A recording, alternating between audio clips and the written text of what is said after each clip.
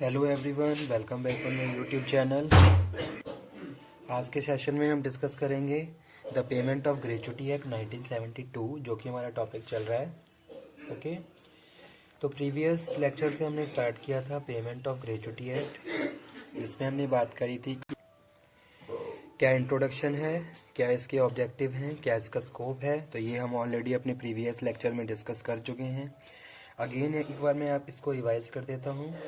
ठीक है, तो जो वर्ड है gratuity, it is derive from the Latin word gracious, जिसका मतलब क्या होता है गिफ्ट। तो जो पुराना टाइम था, ओल्डन टाइम था,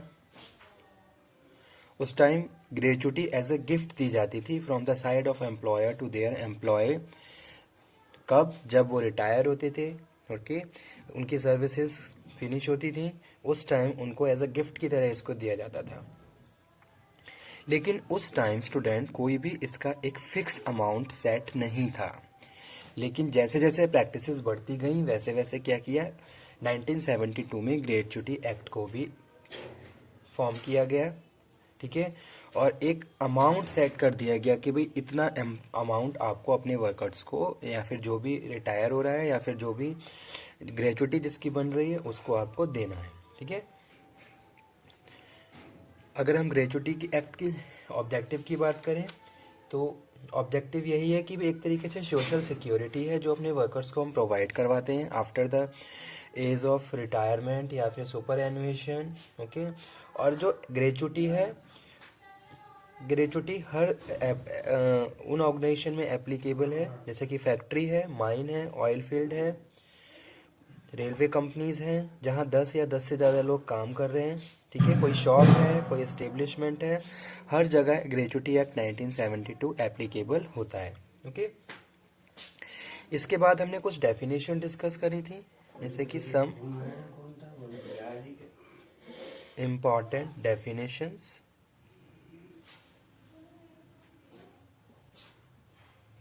ठीक है, फर्स्ट वन क्या है, एप्रोप्रिएट गवर्नमेंट है।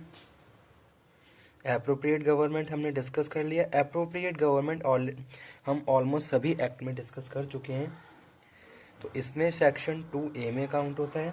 ठीक है, तो एप्रोप्रिएट गवर्नमेंट इस्टेब्लिशमेंट के लिए उस हर इस्टेब्लिशमेंट के लिए होती है जहां वो कंपनी है या फिर जो फैक्ट्री है वो एस्टेब्लिश है, जिस एरिया में वो एस्टेब्लिश है।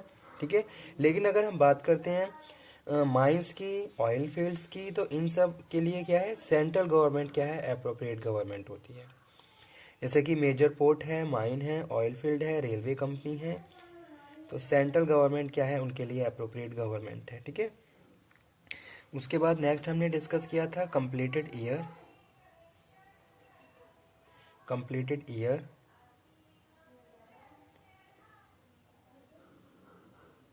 ऑफ सर्विस सेक्शन 2B, यानी कि 1 ईयर को यहाँ पे हम कंप्लीट ईयर ऑफ सर्विस का डिस्कस कर रहे हैं और डिफाइन कर रहे हैं under completed year of services.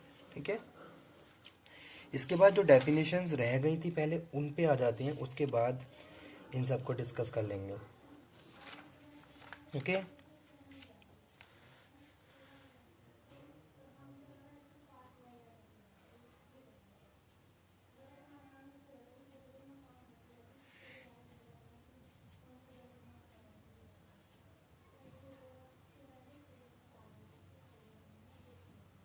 Section 2Q,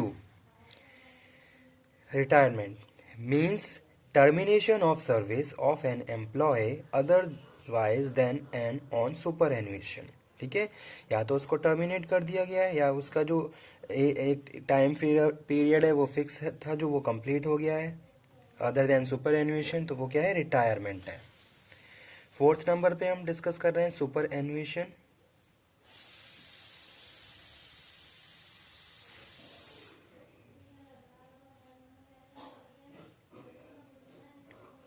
Section 2R, superannuation in relation to an employee means the attainment by the employee of such age is fixed in the contract। ठीक है, जैसे किसी का टाइम पीरियड एक particular contract में fix है और वो कंप्लीट कर लिया है, तो उसको हम सुपर एनुएशन बोल रहे हैं।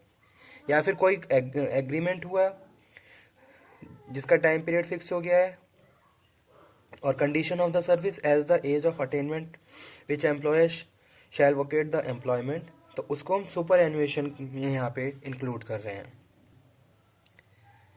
वेजेस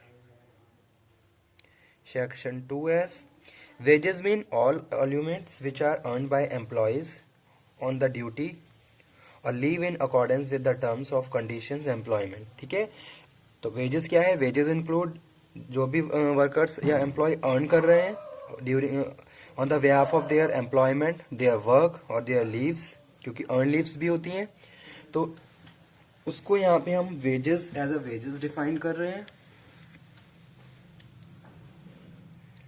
ठीक है, लेकिन यहाँ पे एक चीज और मेंशन की गई है student, wages under gratuity act 1972 does not include any bonus, commission, house rent allowance, overtime wages and other allowances. Okay,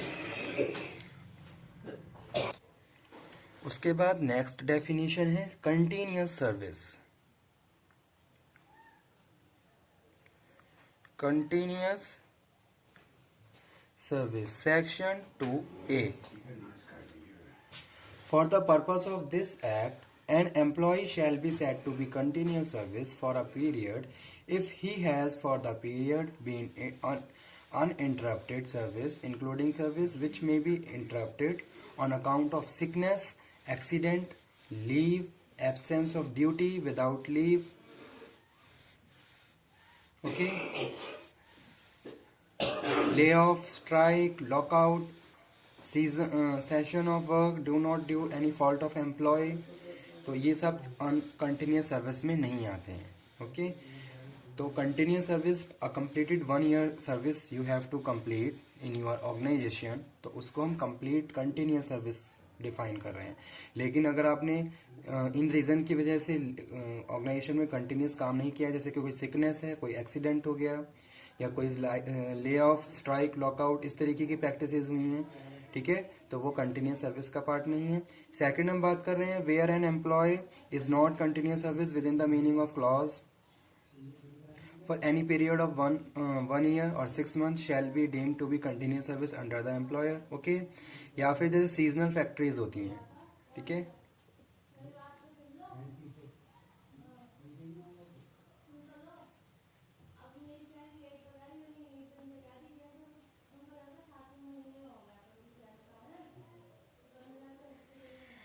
where an employee in a seasonal establishment is not continuous service within the meaning of clause 1 for any period of 1 year or 6 months, he shall be deemed to be continuous service under the employer for such period if he has actually worked for not less than 75% of the number of the days in which establishment was in operation during such period।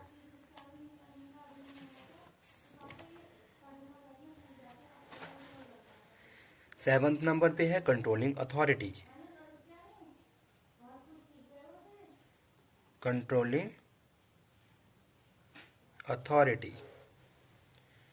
Section 3, the appropriate government में by notification appoint any officer. ठीक है, यानी कि जो appropriate government है उनके द्वारा officers को अपॉइंट किया जाता है। He has rendered continuous service, अपनी कंटिन्यूस सर्विसेज देते हैं, नॉट लेस देन 5 ईयर, जो 5 ईयर से कम नहीं होनी चाहिए। ठीक है, तो वो क्या है,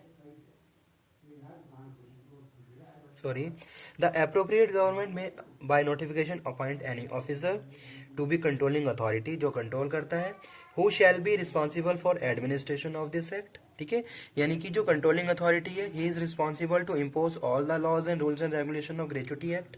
ठीक है, और जो भी है वो एप्लीकेबल भी होनी चाहिए वर्कर्स के लिए, एंड डिफरेंट अथॉरिटीज में be appointed by different areas, तो वो क्या है, कंट्रोलिंग अथॉरिटी है। ओके,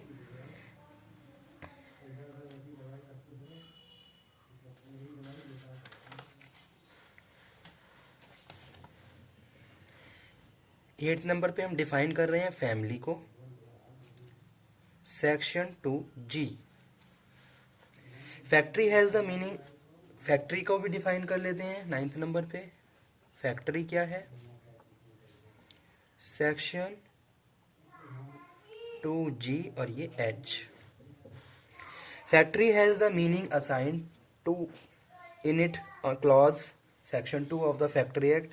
तो फैक्ट्री क्या है? Factory is a premises where 10 workers doing without the use of power and 20 and more workers manufacturing anything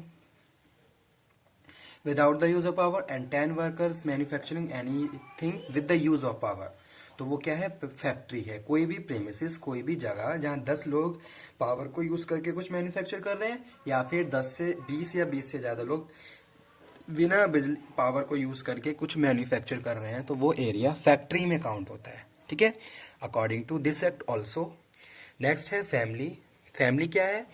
family in relation to an employee, जो employee के रिलेशन में है, चाहे वो उसकी वाइफ, अगर मेल एम्प्लॉय है तो उसकी वाइफ, उसके बच्चे, ठीक है, वेदर मैरिड और अनमैरिड, उसके डिपेंडेंट पेरेंट्स, ठीक है, and dependent parents of wife also, वो सब क्या है? उसके फैमिली में आते हैं। और सेकंड इसकी जो कंडीशन है वो क्या है? In case of female employ, her self, her husband, उसके बच्चे, वेदर मैरिड और अनमैरिड, उसके dependent parents and dependent parents of her husband also and children, ठीक है, ये सब उसकी फैमिली में आते हैं अंडर द ग्रेजुएटी एक्ट 1972। ठीक है, तो ये था आज का सेशन। स्टूडेंट, नेक्स्ट सेशन में हम डिस्कस करेंगे व्हेन ग्रेजुएटी इज पेएबल, जो कि सेक्शन 4 सब सेक्शन 1 में आती है। ठीक है, और calculation of amount of gratuity payable. तो ये टॉपिक इम्पॉर्टेंट है, कैलकुलेशन ऑफ ग्रेजुएटी और व्हेन ग्रेजुएटी इज पेएबल। तो ये टॉपिक हम अपने नेक्स्ट सेशन में डिस्कस करेंगे। आप भी थोड़ा इसको पढ़ लीजिए ताकि आप इजीली इसको अंडरस्टैंड कर सकें। Okay student, thank you very much. अगर किसी भी टॉपिक में आपको कोई प्रॉब्लम हो तो आप उसको अगेन डिस्कस कर सकते हो। Thank you very much.